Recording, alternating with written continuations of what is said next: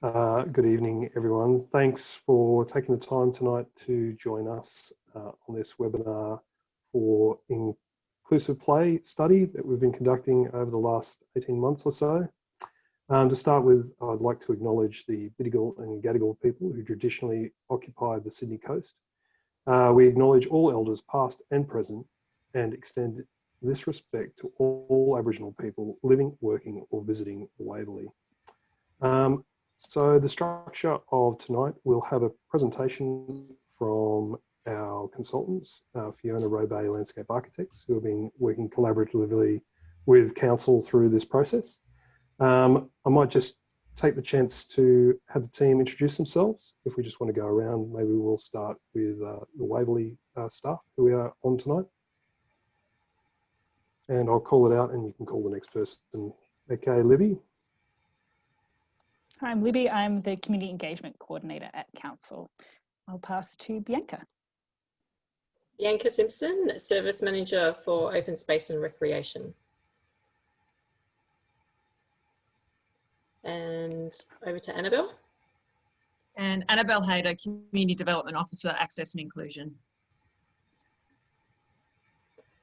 Maybe Fiona, if you could introduce yourself too. Hello, I'm Fiona Robbe. I'm the Consulting Landscape Architect on this project. And while we're doing this, Quinn Ritchie, working with Fiona Robbe, Project Manager and Landscape Technician. Okay, and I'm Carl Nugent. I'm Senior Landscape Architect. I work with Bianca and her team in Open Space, Recreation and Planning. And I've been working closely with the consultants on this study. So I might just hand it across to Fiona to run us through the presentation. And if we've got any questions, please raise your hand through the process and we'll try to answer those. If not, we'll have a Q&A session at the end. The presentation is approximately 30 minutes and over to you, Fiona. All right, I'm just going to figure out how to share the screen.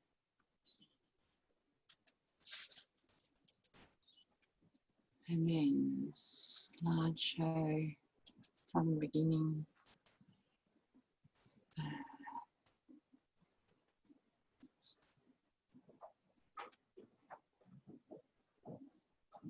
Can you see that yet?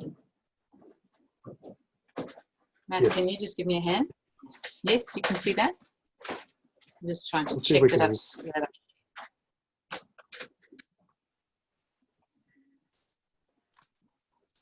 Right, all good. Okay, so welcome to the summary of the Waverley Inclusive Place-Based Study. It's very much a summary. The process has been quite a long journey with many complicated turns, and the aim of tonight is to give you an overview of the study that we've undertaken so far.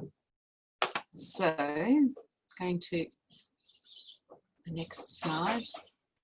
The purpose of this webinar is to brief you on the Inclusive Place-Based Study, to gain your feedback on the draft Inclusive Place-Based Study, which is out for public comment at the moment, and to answer any queries you might have on the study.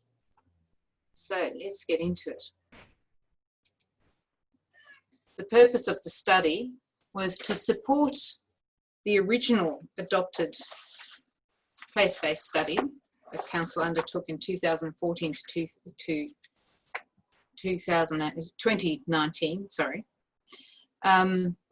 to align our study with Council's place-based strategy, as well as the New South Wales Everyone Can Play Guide, which is the State Government Department document, and then to develop our very own inclusive place-based principles, the design framework and evaluation criteria for Waverley Council, and to apply our principles and design framework and criteria to 14 targeted place spaces in the LGA.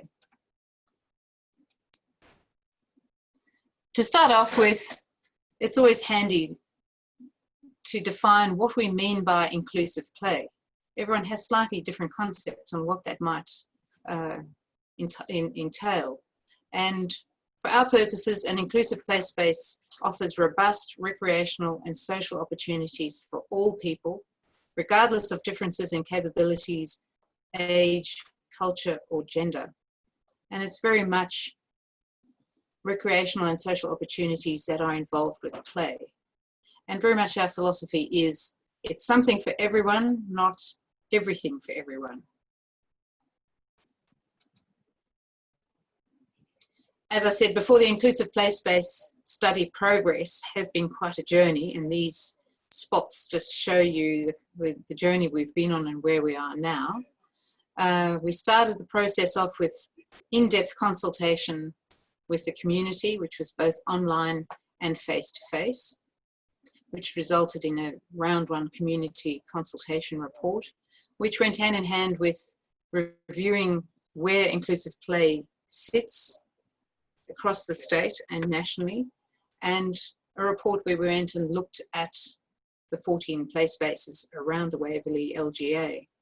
That process resulted in us writing our first preliminary draft inclusive play space study, which we presented to Council's Access Committee as well as Council's PCG Committee. And from that, we wrote the draft inclusive play space study.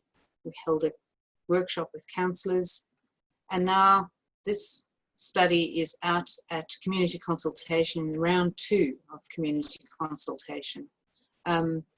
Once we've finished this process, council again will have a meeting to formally adopt the study, and finally we can print the inclusive play space study and have it out there as an official report.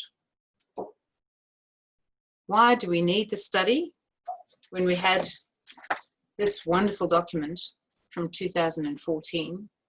And that's because this document didn't go into as much detail as it could have regarding inclusion in play.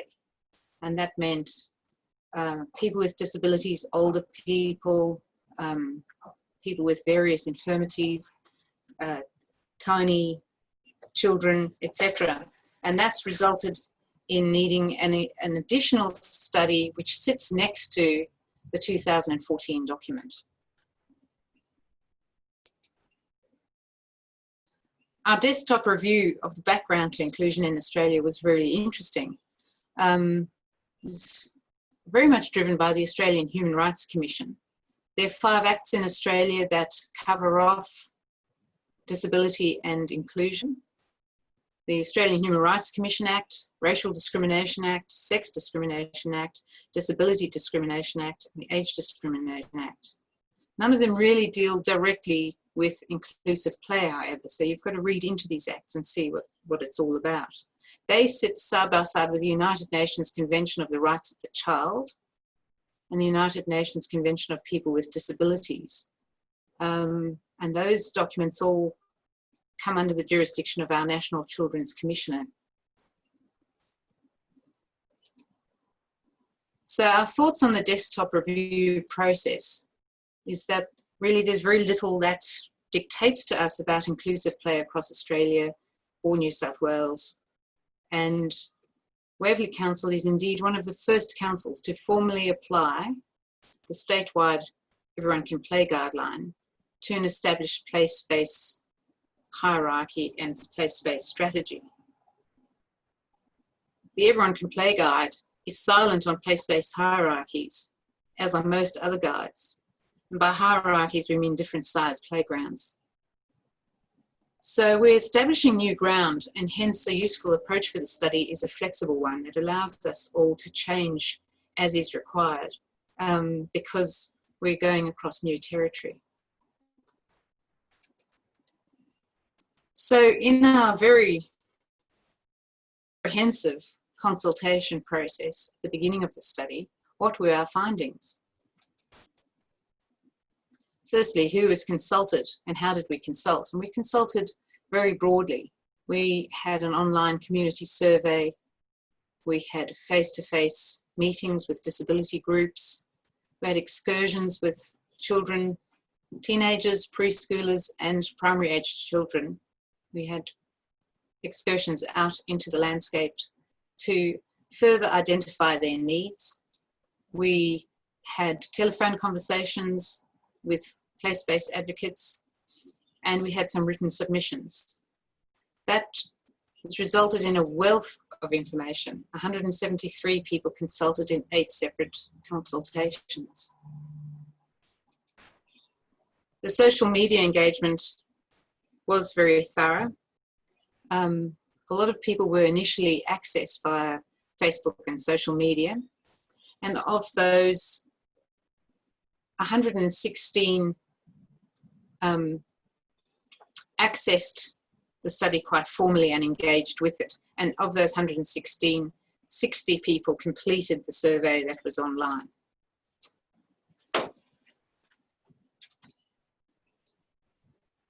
We asked quite a few questions of people in the survey, the online survey, and there were some really interesting results. One of the questions was, what is your favourite play space for people with a disability in the Waverley LGA? And Queen's Park, Bondi Park, Bronte Park and Waverley Park got the top votes. It's not that surprising because those 4 environments are quite inclusive. When we asked people how they use the existing play spaces that they visited, and this is people with a disability, many visit the spaces weekly and stay up for an hour. People walk and drive to reach the spaces. Teenagers mostly use public transport to reach the spaces. And there are numerous organisations which visit playgrounds, being schools, childcare centres and disability groups.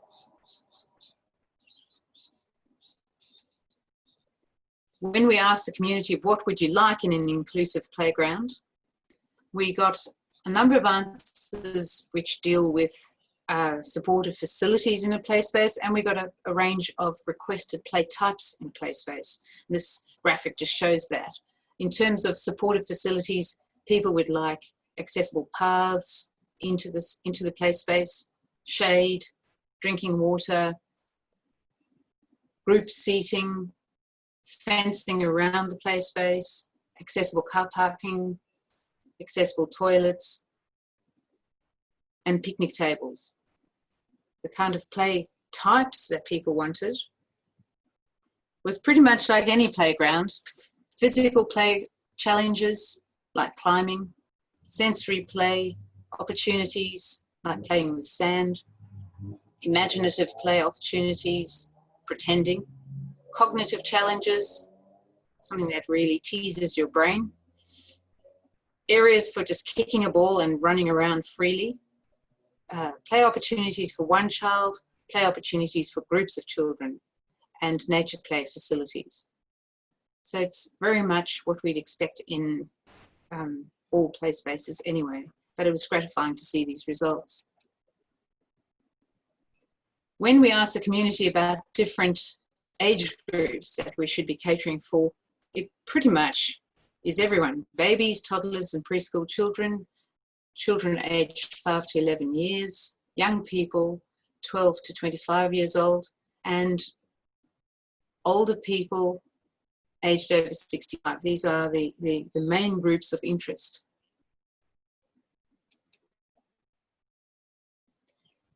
Everyone who took part in the survey or any discussions that we had were all interested in the concept of inclusive play in the Waverley LGA.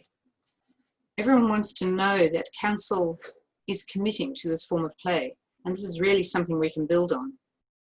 There's a great enthusiasm for intergenerational play, and by that we mean play through all the ages, and particularly for the 65 plus set. Inclusive play spaces should be recognisable as being inclusive. Inclusive play spaces should be communicated to the public. This is mostly via Council's website. And everyone made the comment that more inclusive play spaces, the more we have of them, the more facilities become accessible and usable for more people across the LGA. So it just makes sense to have as many of these kind of spaces as we can in an LGA. When we went to visit the existing play spaces in the LGA, we had quite a few discoveries along the way. We developed our own set of principles using the Everyone Can Play guide, and we had our principles under the 3 headings of can we get there, can we play, and can we stay. And applying these principles to the 14 targeted spaces is the next step in the process we undertook. So we had design principles, we had evaluation criteria that underlay those design principles, and then we applied them to the different hierarchy of playgrounds available in the LGA. So pocket parks as the smallest, neighbourhood the next size up, district bigger, and regional biggest.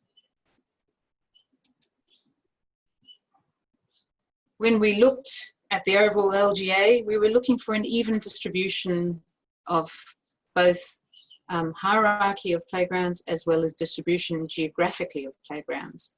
And the spaces with yellow around them were the spaces that we visited and targeted for the study.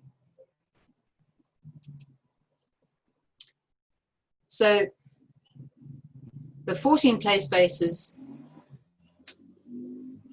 represent spaces that can achieve a higher level of accessibility and inclusion due to several key considerations, which include topography, level of human comfort, like not too windy, protected, available space, existing or proposed supporting facilities such as car parking, public transport, picnic areas, toilets, that sort of thing. However, some of these spaces will still not achieve overall true inclusion due to site limitations like poor access options. So, you know, the playground offers a beautiful, inclusive environment, but it's still tricky getting down a steep slope to get to that environment. But most of them were still offering, meeting our levels and our criteria of inclusion. The 14 play spaces will be upgraded in due course when it's time for that play space to be upgraded as defined by the play space strategy. So by visiting these 14 spaces, it's not that we're going to tackle all 14 at once. They're going to be upgraded when the original play space strategy has said that it's time for that space to be upgraded. When we went out to the 14 spaces, we had evaluation checklists that we used to determine how inclusive they were, very much using the guide's approach of can I get there, can I stay, and can I play. These are just some example sheets, and for the different hierarchies we use different checklists. So as the playgrounds got bigger and bigger, the checklists got longer. We were expecting more of a more complex playground. Each play space, after it was evaluated, had an action plan that was developed for it. This is, for example, Kimberley Reserve Play Space, where again, under the headings of can we get there, can we play, and can we stay, we came up with future actions required in that play space to increase its inclusive play outcomes. And these are meant to be very simple, achievable ideas of how to make spaces more accessible and inclusive. The 27 remaining play spaces in the Waverley LGA can be improved as per the play space strategy timing to achieve more inclusive outcomes. So it's not as though we're only doing the 14 playgrounds. The remaining 27 can also be upgraded, but only when it's their turn in according to the play space strategy. And then the improvement of those spaces can be facilitated by the design principles from the inclusive play space study. And this should always be done according to what we're calling a mosaic of play approach, Now, this is quite a complex concept, but it's taking into account that if you've got a number of place spaces together in a suburb or district, that the littler play spaces, the blue ones, could together offer different aspects of inclusion. One play space may offer good climbing. Another one may offer a fabulous inclusive rocking piece. And together within that one suburb, these play spaces are offering a combined approach to inclusion that are still walkable or visitable by the local resident population. So the smaller play spaces should always be seen as being part of a slightly bigger whole. The end of the study, at the end of the report, we come up with inclusive place-based study recommendations. The original place-based study of 2014 is useful because it gives us the hierarchy and action plan for all place spaces in the LGA. It also outlines the priority for place space upgrades.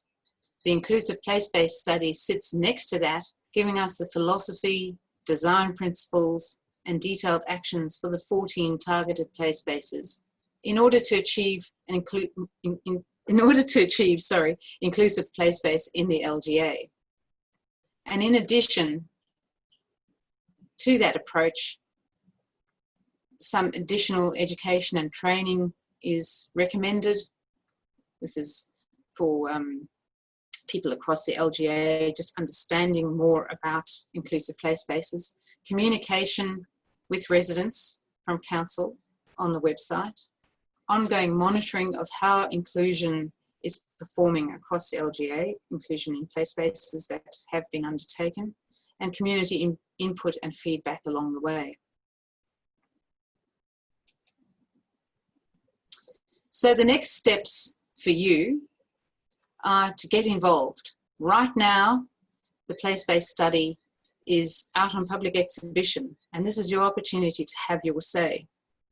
If you go on the Have Your Say part of Council's website, you can fill in a survey and further let us know your thoughts on inclusive play in the Waverley LGA. The survey closing date is the 8th of November 2020, and it gives you just enough time. Get there, get involved, and tell us your thoughts. Once we have everyone's thoughts and comments of the existing place-based study, we will then draft the final report, which will hopefully be endorsed by Council and become available on Council's website.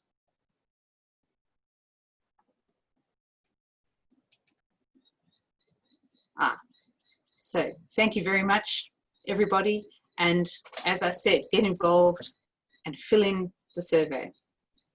Thank you.